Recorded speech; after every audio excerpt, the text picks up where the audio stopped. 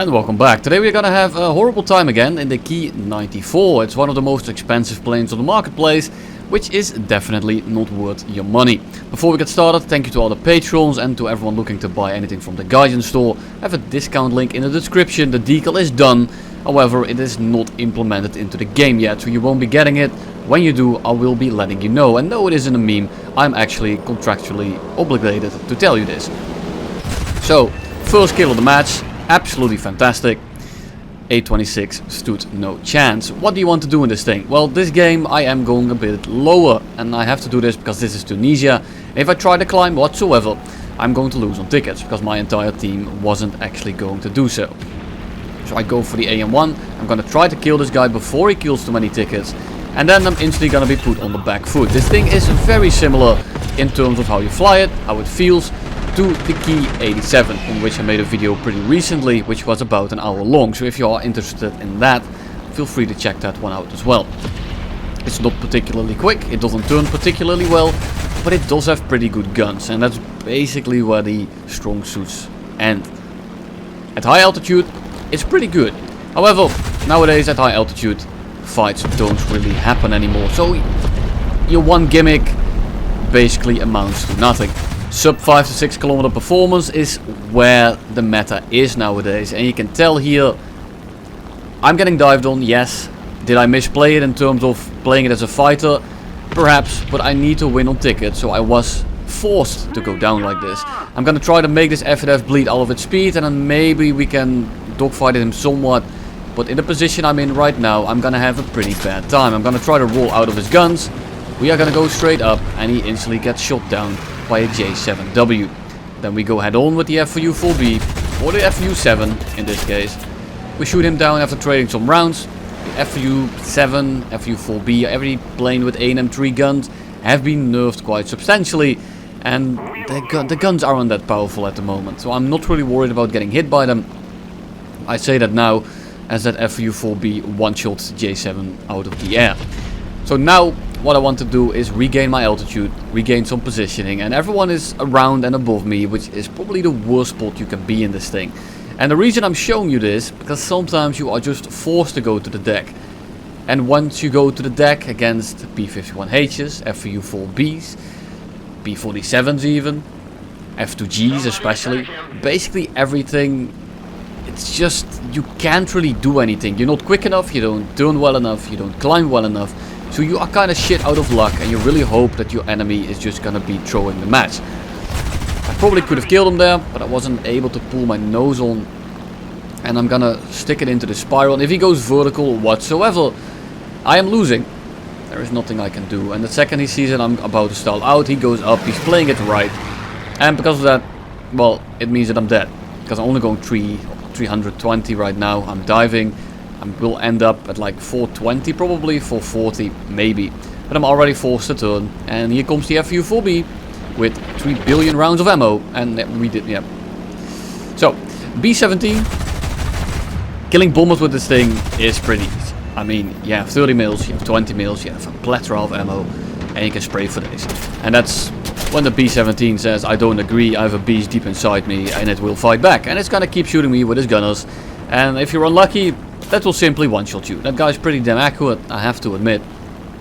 But now, I have an oil leak. Oh, fuel leak, sorry.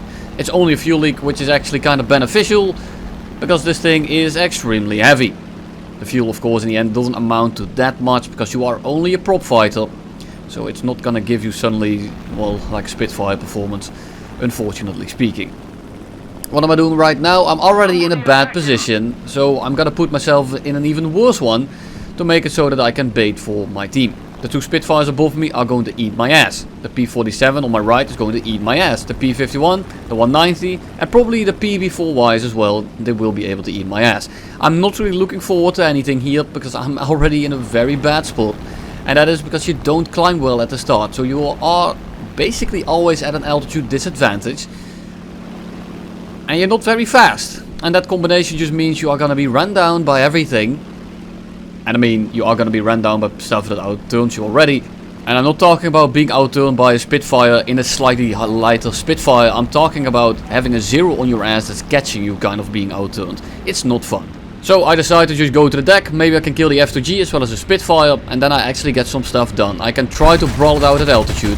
I can try to make myself useful by playing it like a meta fighter, but it's not.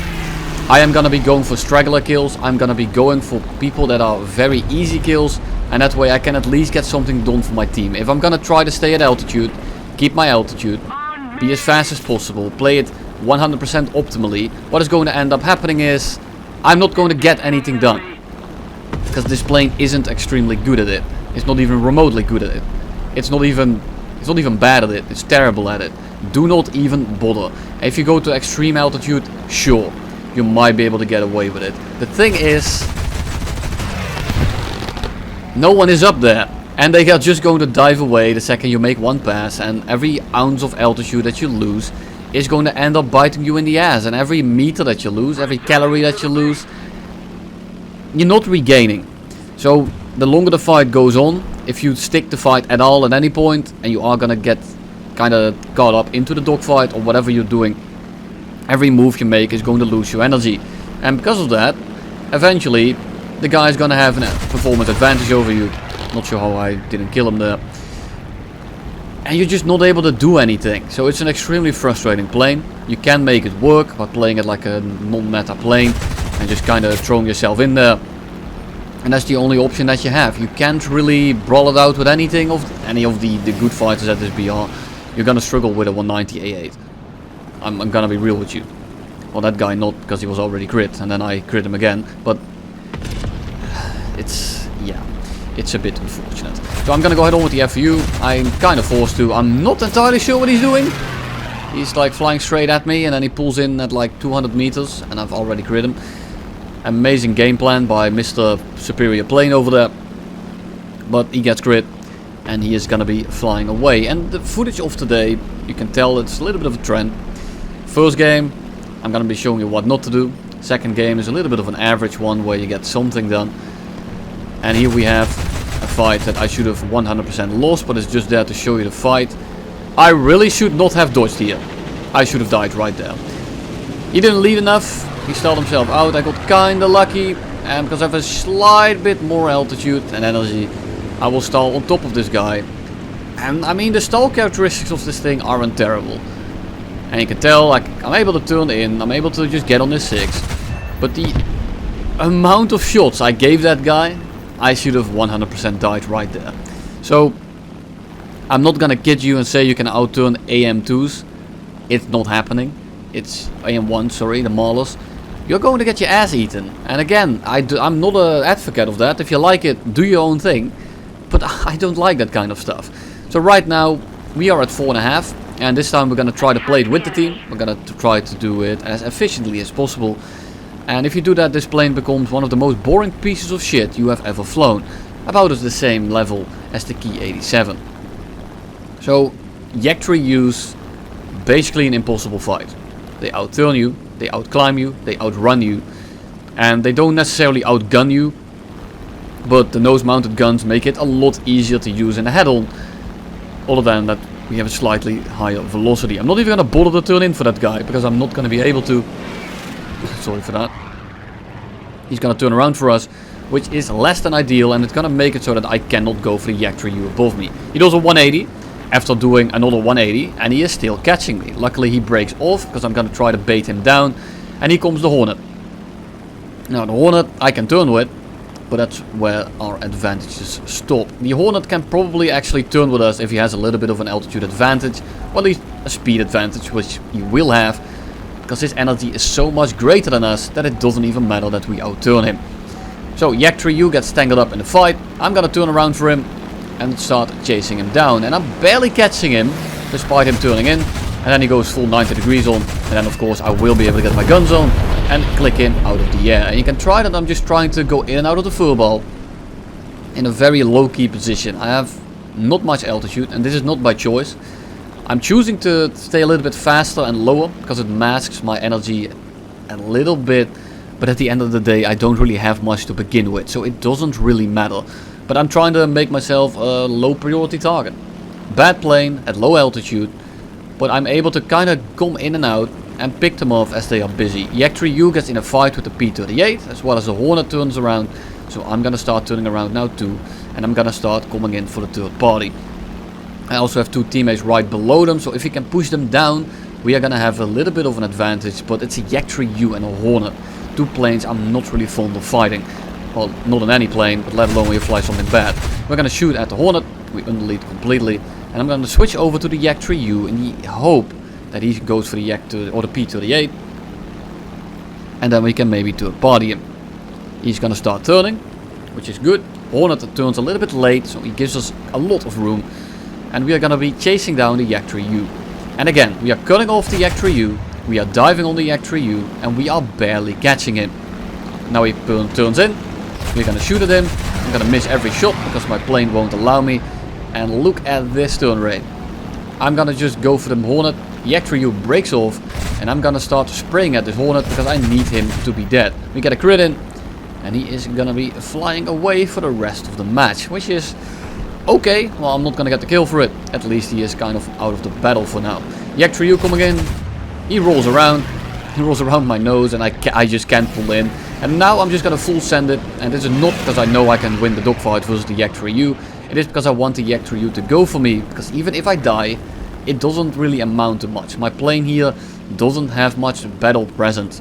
It doesn't have much power in this position, so I'd rather have the Yak-3U full send for me, so that my teammate can very easily clean them up. And if I end up dying, I mean, it's worth the bait. The Yak-3U is a very dangerous plane, and if we end up trading, I mean, I'll take a Ki-94 for a Yak-3U every day of the week, or any day of the week, either or. Hornet coming back, he probably wants to go head on now because he is already crit, so I'm just gonna send it.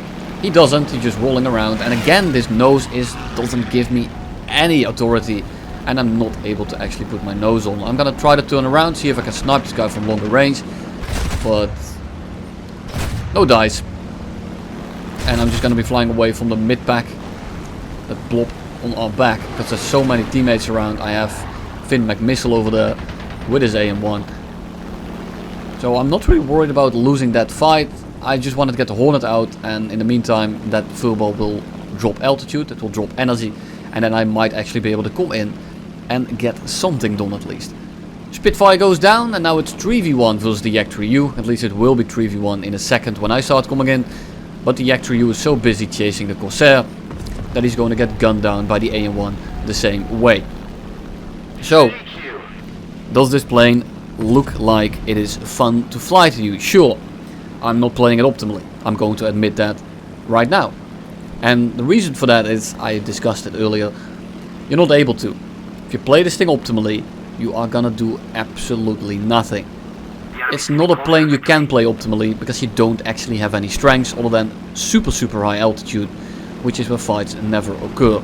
And I've been playing quite a few bad planes lately, and I was thinking, and I want to make this a very general guide, and I want to do this with a plane like the BTD, because the BTD really doesn't have any perks other than the guns it has, and maybe the airspan.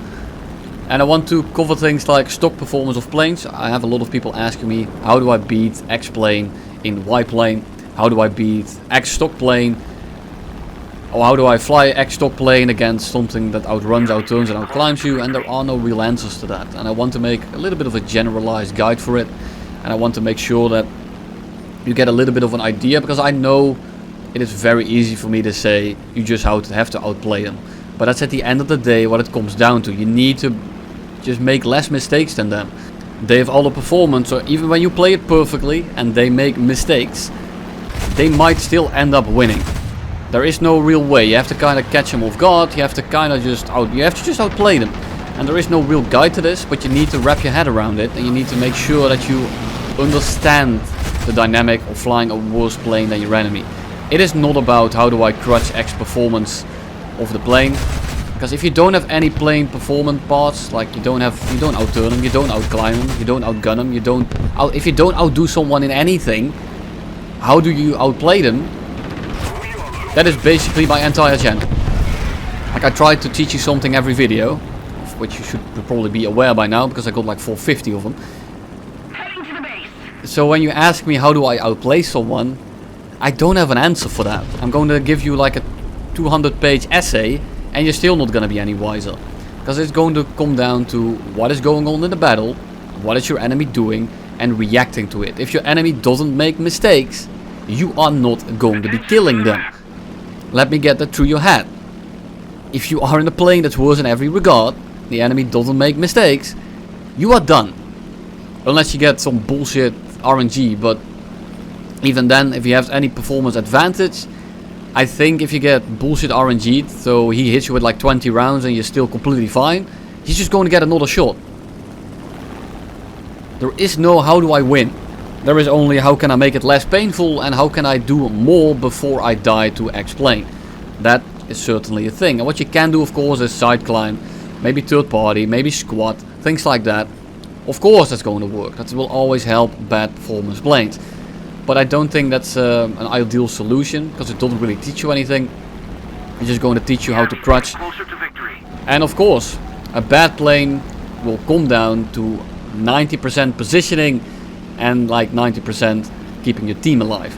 And I know that comes down to 180%. And that's how percentages work on this channel. We go up to 200% because we suck at maths. You might ask, what's the last 20% then? That's just... it's not even 20, but we go up to 300%. That's another 90% of luck. You really need to just find people that are worse than you. And luckily there's a lot of people in this game that don't have a good understanding of air combat. Lots of tankers, lots of new players, lots of people that are just stock grinding their vehicle and then going on to the next one, so they never really learn their plane. And there's nothing wrong with that. I mean, I'm all for it. Makes planes like this actually somewhat flyable. I didn't enjoy it, but at least was able to get some kills in. Imagine if everyone that I faced played perfectly. This video would have had about 1 kill probably in total, and it would only be because we 3v1'd at the Actor-U. Does that, you know, that's not going to give you any footage. So when I fly these bad planes, am I handicapping myself? Am I teaching myself to fly better because my plane is shit? I think it's not that cut and dry. Because I see people say you need to fly a bad plane and that way you are going to learn RRB the best. And I don't necessarily agree with it. Because when you don't have a performance you can use, which is a very important part about RRB, then how do you learn using it? Because when you do the right thing and you die, you think you're doing the wrong thing. Which means you are not going to be doing it again. And you're going to be trying something else. And then you die again. You do the next best thing.